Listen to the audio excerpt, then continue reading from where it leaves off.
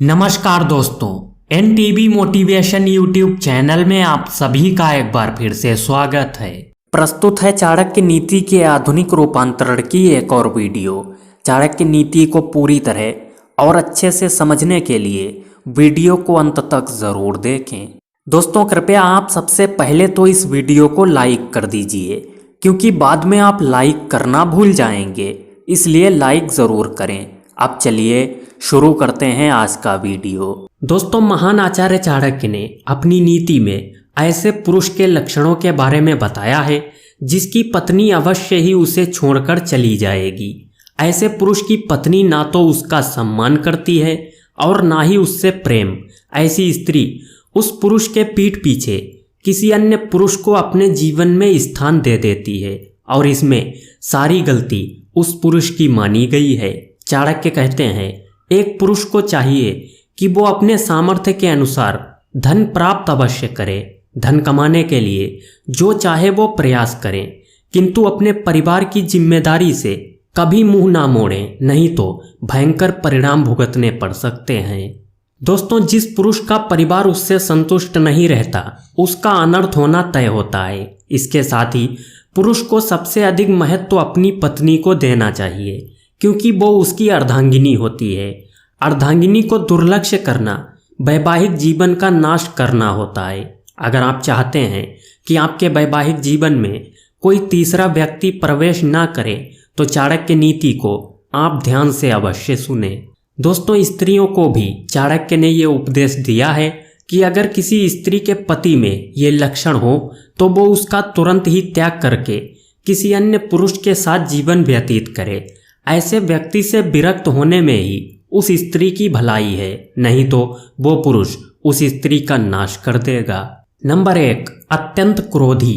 दोस्तों, चाणक्य कहते हैं, जिस स्त्री का पति अत्यंत क्रोधी हो, छोटी छोटी बात पर अपनी पत्नी को गाली गलौज करता हो, जो उसका तनिक भी सम्मान ना करता हो, ऐसे पुरुष की पत्नी उससे विरक्त हो जाती है और किसी अन्य पुरुष का साथ पाने की कामना करने लगती है, जो उसे सम्मान दे और प्रेम भी। इसलिए बुद्धिमान पुरुष को चाहिए कि वो अपनी पत्नी पर अत्यधिक क्रोध कभी ना करें। नंबर 2, नपुंसक। दोस्तों, जो पुरुष अपनी पत्नी की काम अग्नि रूपी ज्वाला को शांत नहीं करता, अपने ही कार्य में व्यस्त रहता है, जो पत्नी को शारीरिक संतुष्टि नहीं दे पाता, ऐसे पुरुष की पत्नी भी उसका त्याग करके किसी अन्य पुरुष से प्रेम करने लगती है, जो उसे शारीरिक सुख प्रदान करता हो। इसलिए पुरुष का यह कर्तव्य है कि वो अपनी पत्नी को शारीरिक रूप से संतुष्ट रखें, क्योंकि स्त्रियों की काम अग्नि की ज्वाला अगर शांत नहीं हुई तो वो पूरे कुल को जलाकर खाक कर देती है। नंबर 3, प्रेम रहित।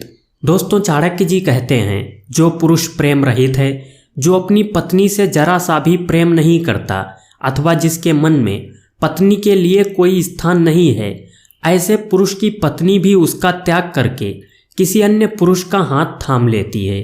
इसलिए पुरुष को चाहिए कि वो अपनी पत्नी से प्रेम करें और उस पर विश्वास करें।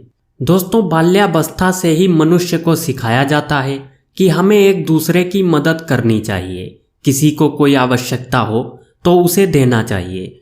लेकिन विष्णु पुराण में भगवान श्री कृष्ण ने कुछ ऐसी वस्तुओं के बारे में बताया है जिन्हें दूसरों को देना घर परिवार के सुखमयी जीवन के लिए उपयुक्त नहीं होता। ऐसी वस्तुओं को घर से निकालकर दूसरों को देना शुभ नहीं माना जाता। इससे माता लक्ष्मी रूठ जाती हैं और घर परिवार में धन की उपस्थिति नहीं रहती, धन वैभव में कमी आती है। इसलिए श्री कृष्ण जी के कथन अनुसार इन वस्तुओं का दान या किसी भी प्रकार से दूसरों को देना उचित नहीं होता। शास्त्रों में बताई गई इन बातों को ध्यान में रखकर दरिद्रता से बचा जा सकता है और माँ लक्ष्मी की कृपा दृष्टि प्राप्त की जा सकती है। दोस्तों, ऐसी वस्तुएं जो हमें दूसरों को नहीं देनी चाहिए, आइए उनके बारे में जान लेते हैं कि शास्त्रों में इनके पीछे कौन से कारण बताए गए हैं। नंबर 1, दोस्तों, पत्नी के आभूषण, विशेष रूप से मंगलसूत्र, पायल किसी को भी नहीं देनी चाहिए। स्त्री के आभूषणों को विशेष दर्जा और महत्व दिया गया है। माता लक्ष्मी की देन माने जाने वाले आभूषण खरीदना माँ की उपासना के समान है। एवं इन गहनों को संभाल कर रखना माँ लक्ष्मी की प्रसन्नता का प्रतीक है। आभूषणों का घर में होना सुख समृद्धि को दर्शाता है।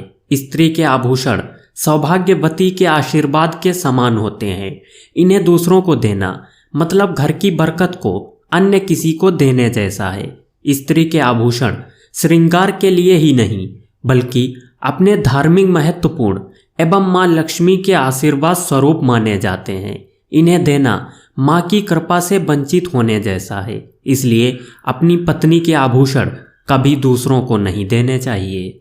नंबर 2 दोस्तों, घर में झाड़ू का स्थान पवित्र, स्वच्छ एवं महत्वपूर्ण होता है, क्योंकि झाड़ू घर की नकारात्मक ऊर्जा को बाहर निकालकर सकारात्मक ऊर्जा को प्रवेश कराती है।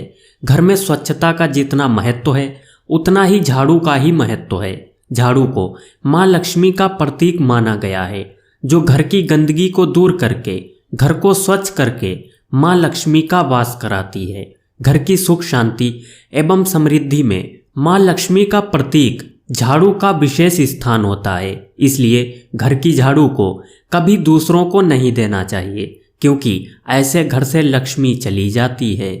नंबर 3 दोस्तों, शाम के समय सफ़ेद चीज़ें जैसे दूध, दही, नारियल और चावल किसी को नहीं देने चाहिए। इन सफ़ेद चीज़ों से घर परिवार को बुरी नज़र का सामना करना पड़ सकता है।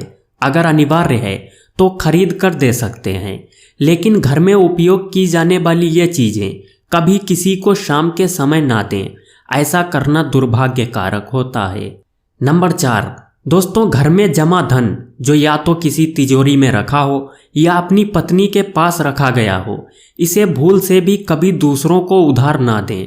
माँ लक्ष्मी को सौभाग्य की देवी, अन्नपूर्णा की देवी, संपन्नता स्वरूपा और ममता की मूर्ति माना जाता है। इसलिए उधार के रूप में धन देना माता की कृपा से वंचित के समान है।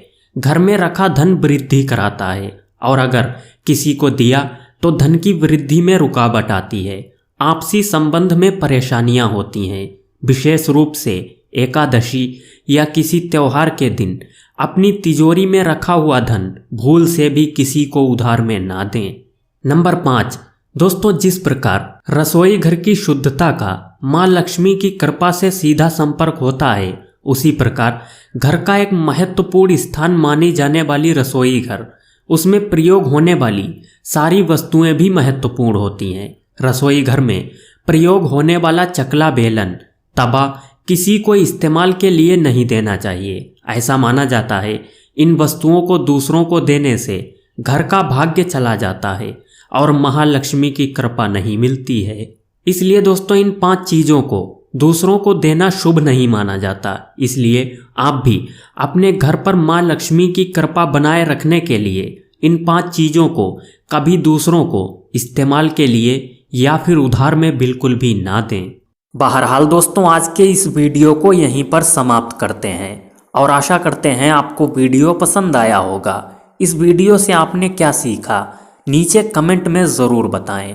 दोस्तों, मिलते हैं एक इसी प्रकार के अगले वीडियो में। तब तक के लिए स्टे मोटिवेट, स्टे फियरलेस।